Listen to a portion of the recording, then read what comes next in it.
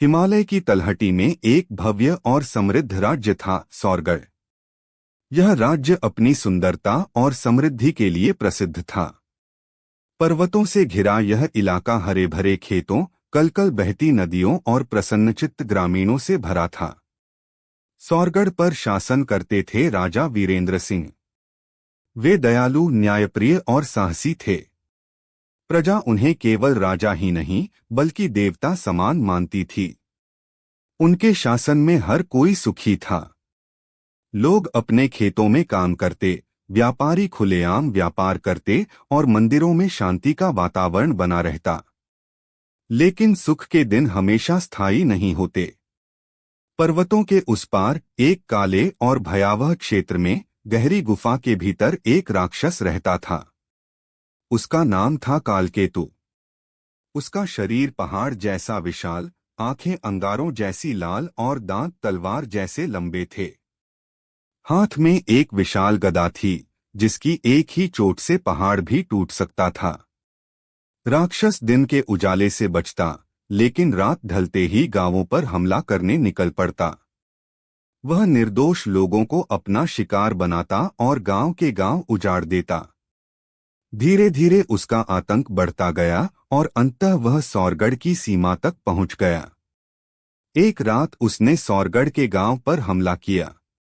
घर जलने लगे, खेत रौंद दिए गए और बच्चों की चीखें वातावरण को चीरने लगीं। कई निर्दोष ग्रामीण मारे गए। भयभीत ग्रामीण राजधानी पहुंचे और राजा के दरबार में जाकर रोते बिलखते बोले, महाराज, हमारी रक्षा कीजिए। कालकेतु हमें एक एक कर निगल रहा है।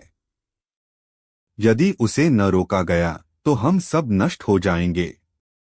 राजा ने उनकी व्यथा सुनी और गंभीर स्वर में कहा, प्रिय प्रजाजनों, जब तक वीरेंद्र सिंह जीवित है, किसी राक्षस की इतनी शक्ति नहीं कि वह मेरी प्रजा का अनिष्ट कर सके।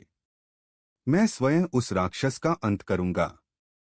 इसके बाद दरबार में युद्ध की तैयारी शुरू हुई। सैनिकों और सेनापति को बुलाया गया। लोहारों ने दिनरात तलवारें, ढालें और बाण गढ़े। हाथियों और घोड़ों को मजबूत कवच पहनाए गए।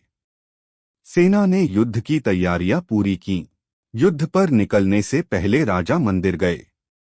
उन्होंने देवी दुर्गा की आराधना की और कहा, हे मां, मुझे शक्ति दो कि मैं इस दुष्ट राक्षस का अंत कर सकूं और अपनी प्रजा को भय से मुक्त कर सकूं। पूरे राज्य में शंखनाद हुआ। सेना मशाले लेकर जंगल की ओर बढ़ी। रास्ता भयावह था। चारों ओर घना अंधेरा, जंगली जानवरों की चीखें और पेड़ों के बीच से आती ठंडी हवाएं। आखिरकार वे काले पर्वत की गुफा तक पहुंचे।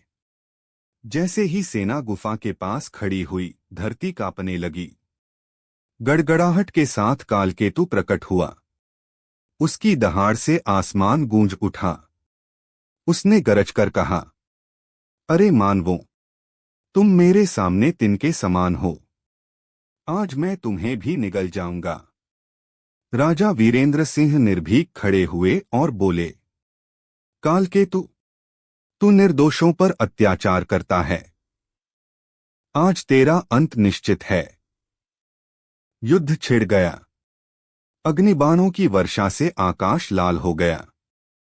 सैनिकों ने भाले और तलवारें चलाईं, लेकिन कालकेतु की कठोर चमड़ी पर उनका कोई असर न हुआ।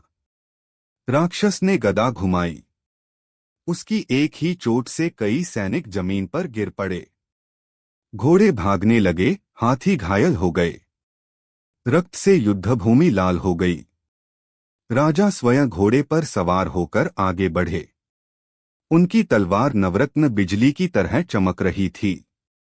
उन्होंने कई बार वार किए, लेकिन राक्षस हर बार संभल जाता। युद्ध भयावह होता जा रहा था। सैनिक थकने लगे और धीरे धीरे पीछे हटने लगे। तभी राजा को महर्षि की बात याद आई। उन्होंने कहा था, उस राक्षस की शक्ति उसकी नाभि पर जड़ी मणि में है।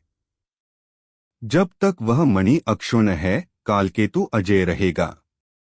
राजा ने ध्यान से देखा।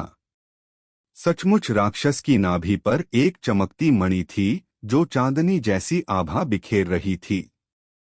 राजा ने तुरंत सेना को पीछे हटने का आदेश दिया और स्वयं राक्षस को ललकारा, यदि तुझमें साहस है तो अकेले मुझसे युद्ध कर।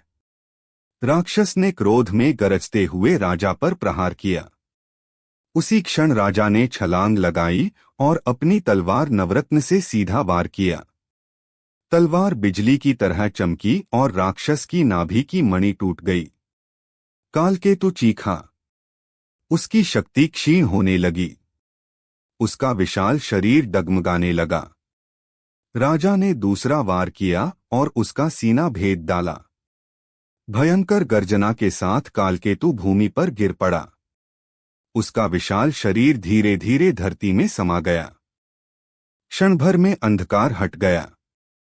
आकाश से पुष्पों की वर्षा हुई। देवताओं ने राजा की वीरता की प्रशंसा की। राक्षस का वध होते ही सौरगढ़ में उत्सव छा गया। लोग अपने घरों से बाहर आए, मंदिरों में दीप जलाए गए और चारों ओर ढोलन गाड़े बजने लगे। ग्रामीणों ने राजा को घेर लिया और बोले, महाराज, आपने हमें मृत्यु के भय से मुक्त किया। आप हमारे लिए देवता समान हैं। राजा मुस्कुराए और विनम्र स्वर में बोले, राजा का धर्म है प्रजा की रक्षा करना। यह विजय केवल मेरी नहीं, आप सबकी है। याद रखिए, बुराई चाहे कितनी भी प्रबल क्यों न हो, धर्म और सत्य की विजय सदा होती है। लाइक, शेयर और सब्सक्राइब करें। धन्यवाद।